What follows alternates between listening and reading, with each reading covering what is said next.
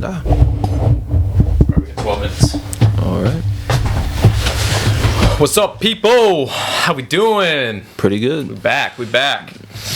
More authoritarianism, huh? More news on that front. What we got? Yeah. Cancel culture is real. Especially in Saudi Arabia. Yeah. Where you get canceled permanently. By cutting apart your body. Yeah. You know, and then just spreading it out different places. Yeah. You know? Yeah. Jamal Khashoggi, huh? I need to see the documentary. The Dissident. The dissident journalist. So for everybody that doesn't know, what happened? What was going on?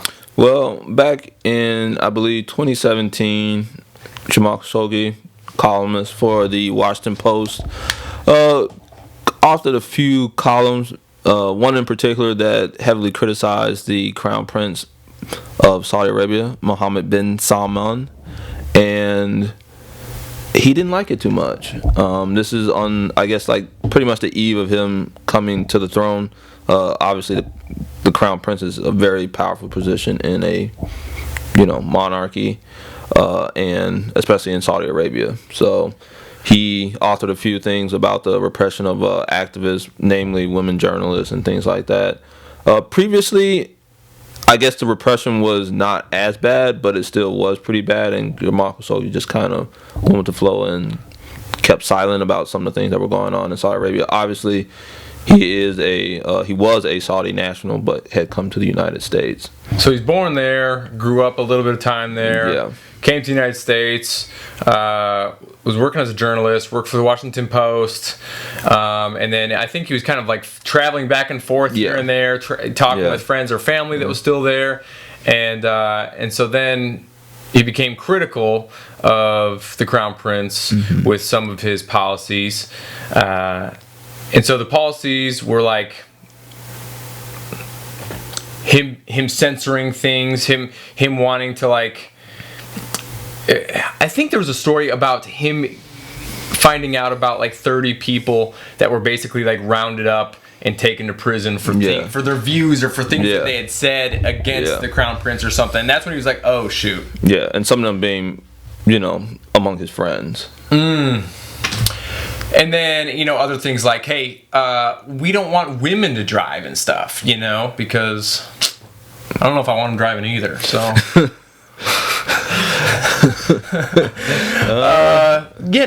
So it was like that. It was Jokingly. that stuff, dude. It was that stuff. And so he speaks out, and it wasn't even like, so he wrote an article. Very mild criticism.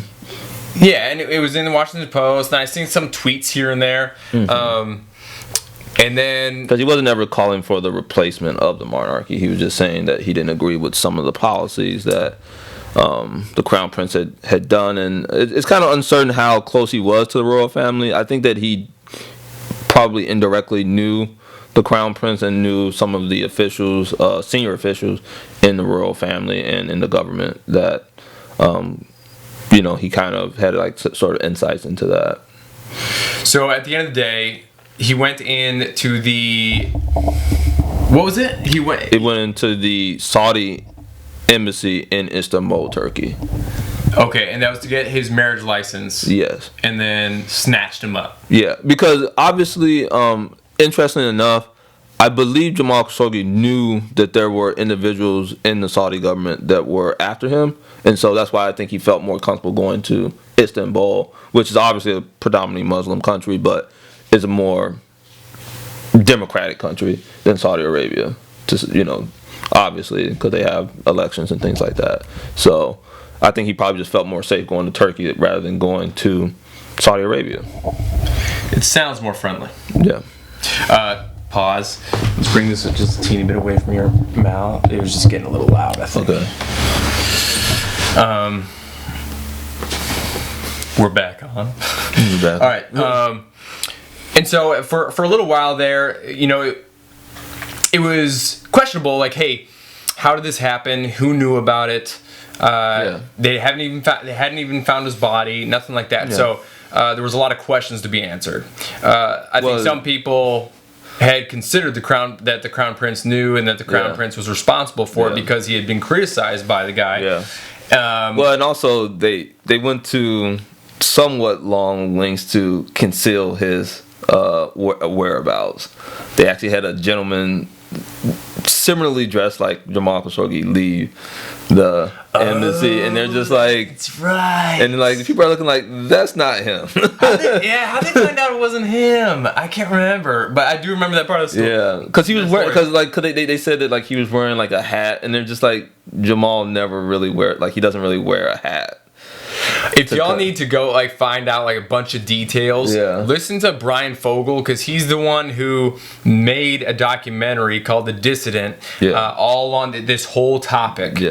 So either go watch the documentary or go find an interview with him in it, and it'll explain all the details. But ultimately, so we were suspecting for a long time that the Crown Prince knew about it, and it was interesting because the Trump administration had kind of been closely knit, closely tied. He met with the Crown Prince several times.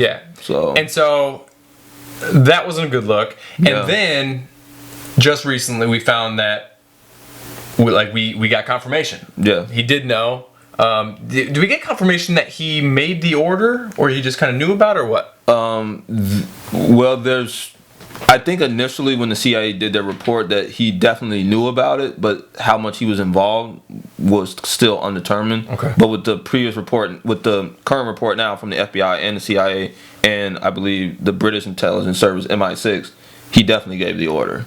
There's like 99% like certainty that if he did not do the order, then it's like it's almost it's like an episode of Murray. Like you are the fault. It's like 99.9999%.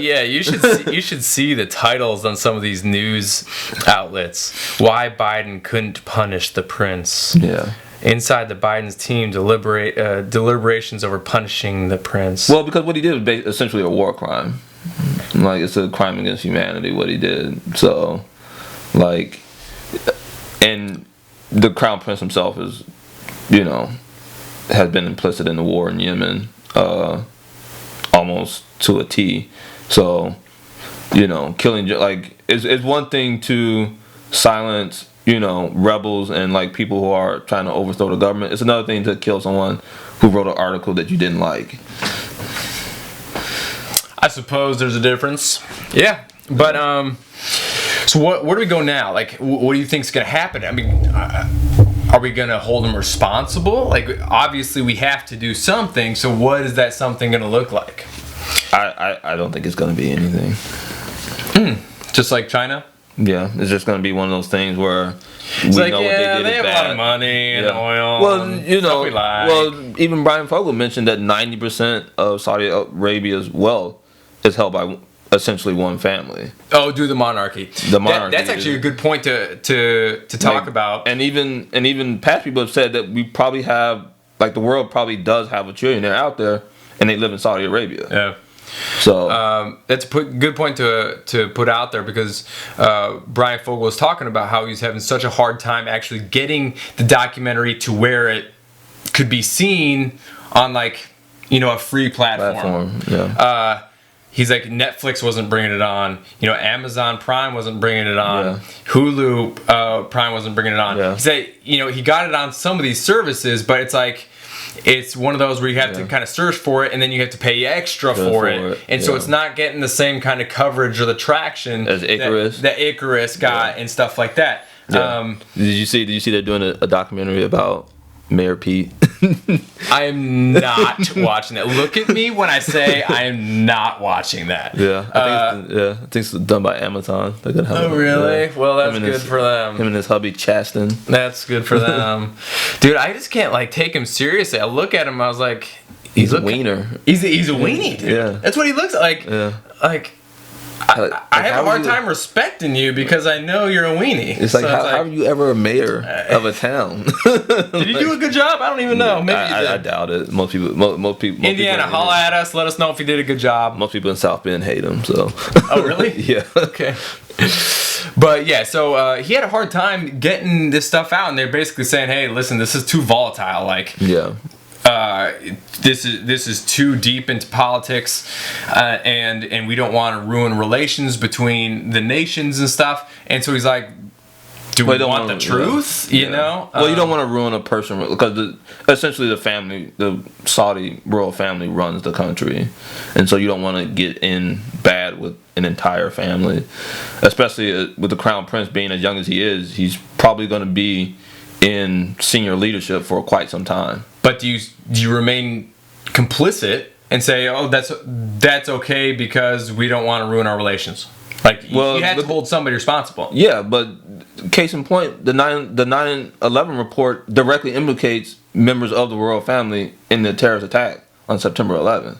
That's a weird one. And it's basically been classified for what, 20 years now? That's a weird one. And we haven't, and those like that, if that's not the clearest case of terrorism being funded by a government. So yeah, I wonder how much they know. Like, so I would like to read that because, okay, so they fund it, or they knew about it, or they were just kind of like, well, what? How many of the hijackers were from Saudi Arabia? I don't know. I think like what, 12? I don't know. I don't even think there were 12 hijackers. What are you talking about? Wasn't there only like, how many were there?